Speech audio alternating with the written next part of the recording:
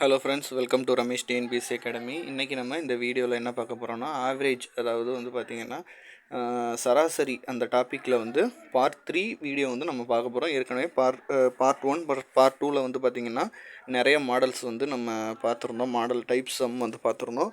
இப்போ அதோட கண்டினியூ தான் இது. வழக்கம் போல் உங்கள் மேக்ஸ் நோட்டை எடுத்துக்கோங்க. ஒரு டைப்பும் நம்ம வந்து இதுலேயுமே நிறைய மாடல்ஸ் இருக்குது, நிறைய ஷார்ட்கட்ஸ் இருக்குது. அதை நம்ம பார்ப்போம், டிஸ்கஸ் பண்ணுவோம். நீங்களும் தெரிஞ்சுங்க, உங்கள் ஃப்ரெண்ட்ஸுக்கும் சொல்லுங்கள். இப்போ மொதல் கொஷின் பாருங்கள். இது வந்து 10வது மாடல்னு நினைக்கிறேன்.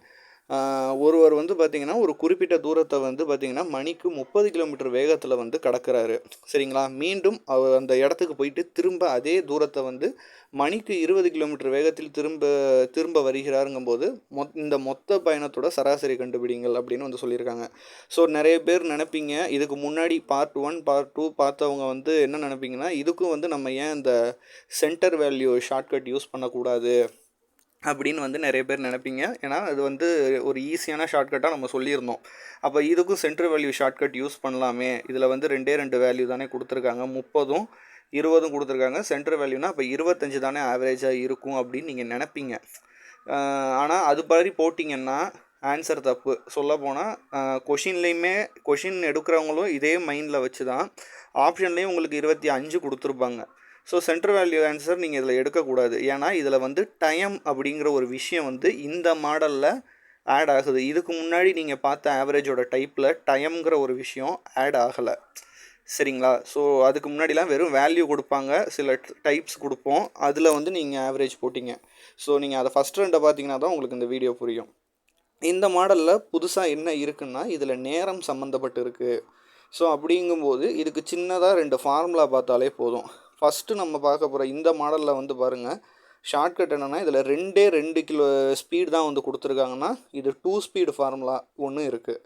சில கணக்கில் வந்து 3 ஸ்பீடு கொடுப்பாங்க, அதுக்கு ஒரு ஃபார்முலா இருக்குது. இப்போ இந்த 2 ஸ்பீடு கொடுத்துருக்காங்க, 30 கிலோமீட்டரும் வேகமும் 20 கிலோமீட்டர் வேகம்னு 2 வேகம் கொடுத்துருக்காங்கங்கிற பட்சத்தில் இது 2 ஸ்பீடு ஃபார்முலா தான். இதுக்கு சராசரிக்கான ஃபார்முலா வந்து 2xy divided by x + y, இவ்வளோ தான் ஃபார்முலா.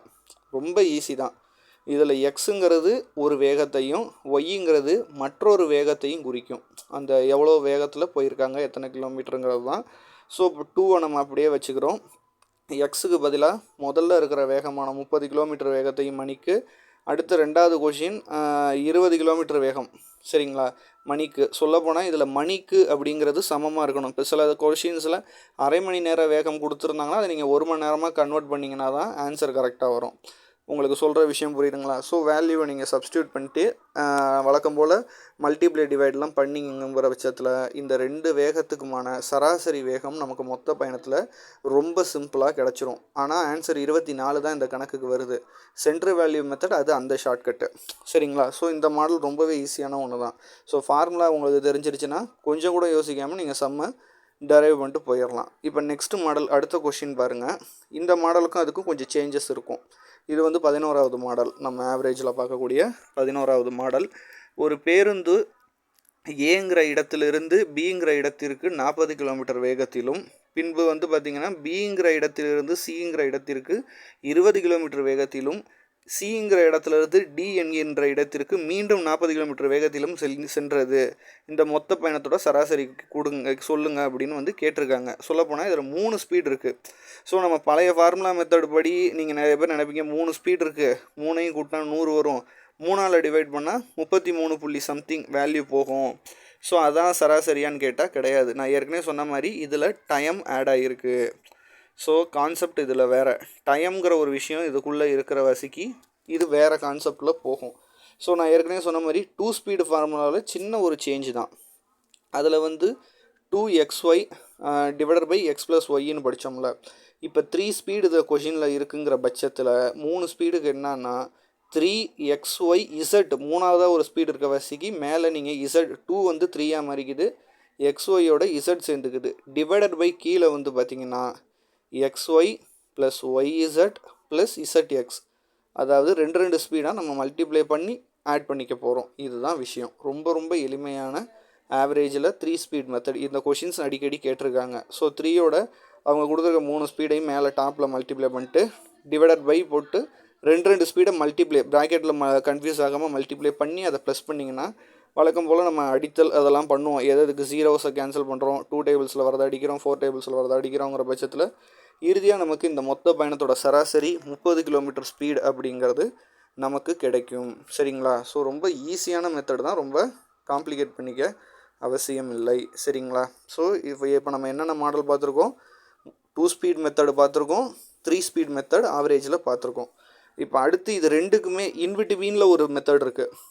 ஸோ இதை நீங்கள் வந்து கன்ஃபியூஸ் ஆகிக்காமல் இந்த மாடலையும் நீங்கள் கற்றுக்கிறது நல்லது. அது என்ன, இது ரெண்டுக்குமே இல்லைன்னா இண்டிவிஜுவலாக ஒரு டிஸ்டன்ஸுக்கும் ஒரு டைம் கொடுப்பாங்க. சரிங்களா? ஸோ இது ரொம்ப ஈஸி. சொல்லப்போனால் இதுதான் ஈஸியாக, நிறைய பேர் இதை காம்ப்ளிகேட் பண்ணிவிங்க. இப்போ இந்த 12வது மாடலையும் நீங்கள் தெரிஞ்சுக்கோங்க. மாதவன் அப்படிங்கிறவர் ஒருத்தர், அவரோட மிதிவண்டியில் 4 மணி நேரத்தில் வந்து 20 கிலோமீட்டர் மணிக்கு 20 கிலோமீட்டர் வந்து அவர் போகிறாரு. 4 மணி நேரம் அவர் மிதிவண்டி சைக்கிள் ஓட்டுறாரு. அதில் வந்து அந்த 4 மணி நேரமும் மணிக்கு 20 கிலோமீட்டர் வேகத்தில் போகிறாரு. கேள்வியை தெளிவாக புரிஞ்சுக்கோங்க. பின்பு அடுத்த 2 மணி நேரத்தில் 10 கிலோமீட்டர் வேகத்தில் ஒரு மணிக்கு செல்கிறார். இறுதியாக மீண்டும் 4 மணி நேரத்துக்கு வந்து பார்த்திங்கன்னா 15 கிலோமீட்டர் வேகத்தில் மணிக்கு வேகத்தில் வந்து இவர் போயிருக்காரு. இப்போ மொத்த பயணத்தோட சராசரினா இது ரொம்ப ரொம்ப ஈஸி. இண்டிவிஜுவலாக நீங்கள் பிரிச்சுக்கிட்டு கூட்டினாலே ஆன்சர் வந்துடும். எப்படின்னு சொல்கிறேன். இப்போ ஃபஸ்ட்டு ஸ்டேட்மெண்ட்டை பாருங்கள். 4 மணி நேரத்தில் மணிக்கு 20 கிலோமீட்டர் வேகத்தில் அவர் போயிருக்காரு. அப்போ ஒரு ஹவருக்கு அவர் 20 கிலோமீட்டர் வேகத்தில் போகிறாருன்னா அவர் 4 மணி நேரம் இப்படியே தொடர்ச்சியாக சைக்கிள் ஓட்டியிருக்காரு. அப்போ எத்தனை கிலோமீட்டர் போயிருப்பார்? 80 கிலோமீட்டரை ஃபஸ்ட்டு 4 மணி நேரத்துலேயே அவர் தாண்டிட்டார். ஆனால் இந்த இதில் சொல்கிற மாதிரி, மீம்ஸில் சொல்கிற மாதிரி இந்தளவு யாரும் சைக்கிள் ஓட்ட முடியாது. ஆனால் 4 மணி நேரத்துலேயே, ஃபஸ்ட்டு 4 மணி நேரத்துலேயே அவர் 80 கிலோமீட்டரை ஓட்டிடுறாரு. அடுத்த 2 மணி நேரத்துக்கு மணிக்கு 10 கிலோமீட்டர் வேகத்தில் தான் போகிறாரு. அப்போ 1 மணி நேரத்துக்கே 10 கிலோமீட்டர் தான் போக முடியும்னா 2 மணி நேரத்துக்கு அவரால் 20 கிலோமீட்டர் தான் போயிருக்க முடியும். அடுத்து இறுதியாக மறுபடியும் 4 மணி நேரத்துக்கு வந்து பார்த்திங்கன்னா மணிக்கு 15 கிலோமீட்டர் வேகத்தில் அவர் போயிருக்காரு. அப்போ வந்து பார்த்திங்கன்னா 4 மணி நேரத்தில் வந்து 15 கிலோமீட்டருங்கிற பட்சத்தில் மணிக்கு 60 கிலோமீட்டரை அவர் ஓட்டுறாரு. அப்போ மொத்த நேரத்தையும் சென்ற தூரத்தையும் நம்ம கணக்கிட்டாலே பதில் கிடச்சிரும். எப்படின்னா, இப்போ மொத்த நேரத்தை கணக்கிடுங்க. முதல்ல ஒரு 4 மணி நேரம் ஓட்டுறாரு, அப்புறம் 2 மணி நேரம், திரும்ப 4 மணி நேரங்கிற பட்சத்தில் மொத்தமாக 10 மணி நேரம் ஒரு மிதிவண்டியை வந்து ஓட்டியிருக்காரு. இந்த பயணத்தில் அவர் கடந்த தூரம் அப்படின்னு வந்து பார்த்திங்கன்னா முதல்ல 80 கிலோமீட்டர், அப்புறம் 20 கிலோமீட்டர், அப்புறம் 60 கிலோமீட்டர், மொத்தமாக 160 கிலோமீட்டரை 10 மணி நேரத்தில் அவர் ஓட்டியிருக்காரு. சரிங்களா? இப்போ இதை வச்சு நீங்கள் ஈஸியாக ஆவரேஜ் கண்டுபிடிக்கலாம். ரொம்ப ஈஸி. 160 வகுத்தல் 10 கிலோமீட்டரை போட்டிங்கன்னா அப்போ மணிக்கு எவ்வளோ தூரம் போயிருப்பார்? மணிக்கு 16 கிலோமீட்டர் தூரம் தான் ஒரு சராசரியாக ஆவரேஜாக போயிட்டு இருந்திருக்காரு. ஈஸி தானே? ஸோ இண்டிவிஜுவலாக நீங்கள் கண்டுபிடிச்சிக்கோங்க. அதுக்கு வந்து இண்டிவிஜுவலாக அவரையும் கண்டுபிடிங்க, டிஸ்டன்ஸையும் கண்டுபிடிங்க. ரெண்டையும் டிவைடு பண்ணிங்கன்னா ரொம்ப சிம்பிளாக ஆன்சர் வந்துடும். இது நிறைய பேர் இது வந்து 3 ஸ்பீடு கொடுத்துருக்காங்க, நான் 3 ஸ்பீட் மெத்தடில் போடுறேங்கன்னு இதில் போட்டுறக்கூடாது. ஏன்னா அவங்க ஒன்றுக்கும் தனிப்பட்ட முறையில் நேரம் கொடுத்துருக்காங்க. ஏன்னா இதுக்கு முன்னாடி நீங்கள் பார்த்த 2 டைப்பில் எப்படி இருந்திருக்கும் அப்படின்னா, அவங்க வந்து டிஸ்டன்ஸ் மட்டும் கொடுத்துருப்பாங்க. ஸோ டைம் ஒன்று தான் போயிருக்காங்க, 3 ஸ்பீட் இருக்குது, அந்த இடத்தோட டயத்தை அவங்க இண்டிவிஜுவலாக குறிச்சிருக்க மாட்டாங்க. ஆனால் இவங்க மொதல் 4 மணி நேரத்துக்கு இத்தனை கிலோமீட்டர், அடுத்த இத்தனை மணிக்கு இத்தனை கிலோமீட்டர்னு இண்டிவிஜுவலாக கொடுக்குறாங்க. ஸோ இதில் மாறுது பாருங்கள். டைம் வச்சு, டிஸ்டன்ஸில் வச்சு ஆவரேஜ் கண்டுபிடிக்கிறதுலேயே 3 வெரைட்டி இருக்குது.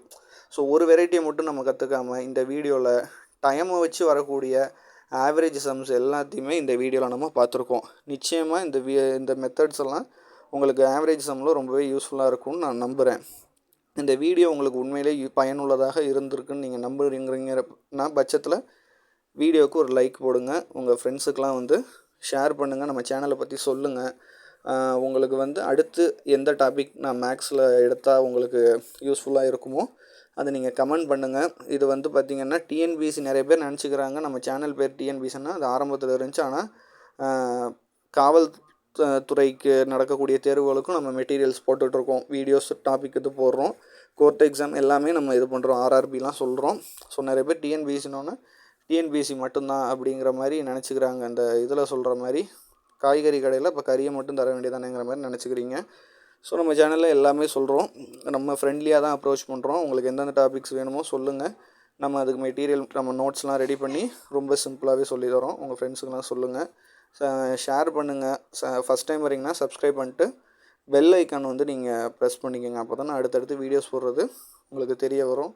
நான் வேறு எதுவும் ஜாப் நோட்டிஃபிகேஷன் வந்தால் டிஎன்பிஎஸ்சி, டிஎன்யூஎஸ்ஆர்பி, ஆர்ஆர்பி, எம்எஸ்சி எது வந்தாலும் நான் சொல்கிறேன். உங்களுக்கு யூஸ்ஃபுல்லாக இருக்கும்.